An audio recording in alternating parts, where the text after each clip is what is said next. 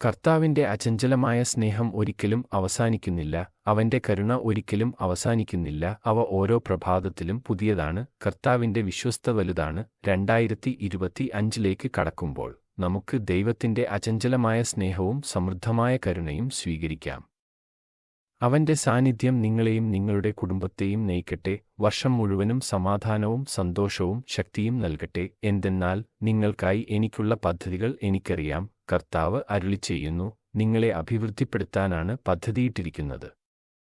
നിങ്ങളെ ദ്രോഹിക്കാനല്ല, നിങ്ങൾക്ക് പ്രത്യാശയും ഭാവിയും നൽകാൻ പദ്ധതിയിട്ടിരിക്കുന്നു. ദൈവത്തിന്റെ വാഗ്ദാനങ്ങളിൽ വിശ്വാസത്തോടെ, ആത്മവിശ്വാസത്തോടെയും പ്രത്യാശയോടെയും ഈ പുതുവർഷത്തിലേക്ക് പ്രവേശിക്കുക.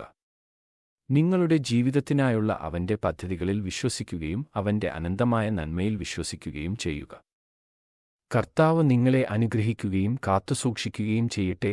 കർത്താവ് അവിടുത്തെ മുഖം നിങ്ങളുടെ മേൽ പ്രകാശിപ്പിക്കുകയും നിങ്ങളോട് കൃപ കാണിക്കുകയും ചെയ്യട്ടെ. കർത്താവ് അവന്റെ മുഖം നിങ്ങളുടെ നേരെ തിരിച്ച് നിങ്ങൾക്ക് സമാധാനം നൽകട്ടെ. 2025 അനുഗ്രഹങ്ങളും കൃപയും ദൈവിക പ്രീതിയും നിറഞ്ഞ വർഷമാകട്ടെ. നിങ്ങളുടെ ഹൃദയം കൃതജ്ഞതയാൽ കവിഞ്ഞൊഴുകട്ടെ. ഓരോ ദിവസവും നിങ്ങൾ ദൈവത്തിന്റെ വെളിച്ചത്തിലും സ്നേഹത്തിലും നടക്കട്ടെ. നിങ്ങൾക്കും നിങ്ങളുടെ പ്രിയപ്പെട്ടവർക്കും ഐശ്വര്യങ്ങൾ നിറഞ്ഞ ഒരു പുതുവർഷം ആശംസിക്കുന്നു.